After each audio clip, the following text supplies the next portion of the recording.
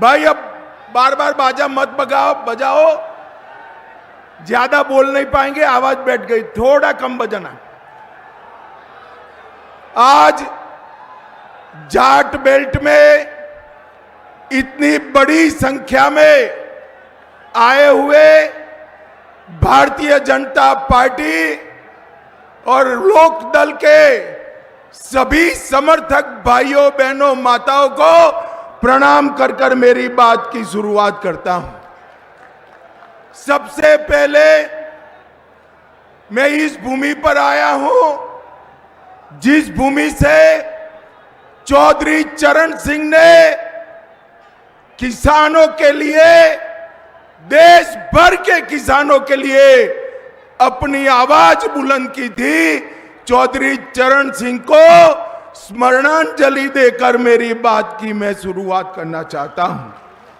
यहां के महान स्वतंत्रता सेनानी सुंदरलाल जी, हरदयाल जी, बिशंबर लाल जी, शांति नारायण जी को भी याद कर कर मेरी बात की शुरुआत करना चाहता हूं। भाइयों और बहनों, ये जो चुनाव है, ये चुनाव मोदी जी को तीसरी बार प्रधानमंत्री बनाने का चुनाव है।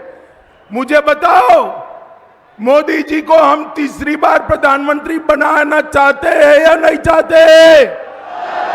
जोर से बोलो, चाहते हैं या नहीं चाहते? मोदी जी ने गरीबों के उत्थान के लिए, किसानों के उत्थान के लिए ढेर सारे काम किए। मोदी जी ने गुड़ और गन्ने के इस क्षेत्र के अंदर गन्ने के लिए राष्ट्रीय नीति बनाकर ढेर सारे बदलाव किए। भाइयों और बहनों, आप याद करिए, जब कांग्रेस की सरकार थी, गन्ने की एफआरपी 210 प्रति क्विंटल थी, 210, और आज 340 रुपया प्रति क्विंटल करने का काम मोदी जी ने किया है। और भुगतान की जहां तक बात है, 95 से 17 में एवरेज भुगतान 23,000 करोड़ होता था, आज 2,50,000 करोड़ रुपया गन्ने का भुगतान करने का काम भारतीय जनता पार्टी की सरकार ने किया है।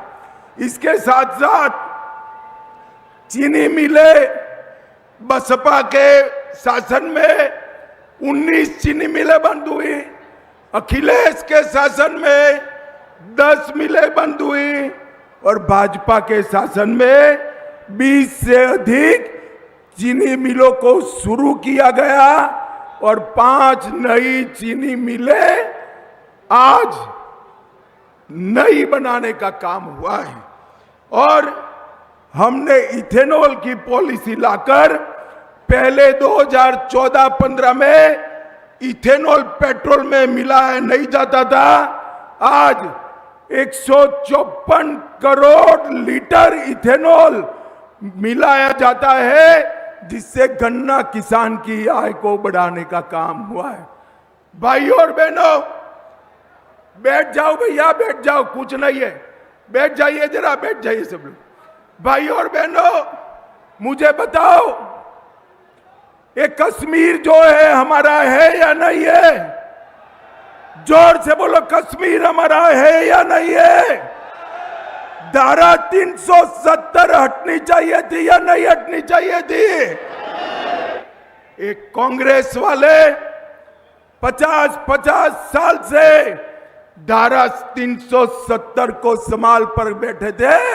मोदी जी ने दूसरी बार जब आपने प्रधानमंत्री बनाया, धारा 370 को समाप्त कर कर कश्मीर को भारत के साथ जोड़ने का काम किया। भाइयों और बहनों, नरेंद्र मोदी जी ने कश्मीर में से आतंकवाद को समाप्त करने का काम किया है। सर्जिकल स्ट्राइक और एयर स्ट्राइक कर कर पाकिस्तान के घर में घुसकर आतंकवादियों का सफाया करने का काम नरेंद्र मोदी जी ने किया है। भाइयों और बहनों, ये जो गठबंधन गठबंधन है, अखिलेश यादव जी की पार्टी, कांग्रेस पार्टी, ये कभी नहीं चाहते थे अयोध्या में राम मंदिर बने। मुझे बताओ, अयोध्या में राम मंदिर बनना चाहिए था या नहीं बनना चाहिए था? जोर से बोलो, बनना चाहिए था या नहीं बनना चाहिए था? एक कांग्रेस पार्टी ने 70 साल तक राम जन्मभूमि के मुद्दे को अटका कर रखा, लटका कर रखा, भटका कर रखा। मोदी जी ने केस भी जीता, भूमि पूजन भी किया और 22 जनवरी को रामलला की प्राण प्रतिष्ठा भी कर दी है। मोदी जी ने देश को सुरक्षित किया है। मोदी जी ने देश को समृद्ध किया है। मोदी जी ने एमएसपी पर आजादी के बाद सबसे ज्यादा खरीदी करने का काम नरेंद्र मोदी जी ने किया है। भाइयों और बहनों, आज मैं पश्चिमी उत्तर प्रदेश में आया हूं। 2014 में मैं भाजपा का प्रभारी था। मैं यहाँ आया था, कैराना से, मुजफ्फरनगर से, सहारनपुर से पलायन चालू हो गया था। यहां पर कोई सुरक्षित नहीं था। आपने 2017 में भाजपा की सरकार बनाई, योगी सरकार ने यहां पर गुंडों का आतंक बनकर कर यहां पलायन रोका है और लोगों को सुरक्षित किया है।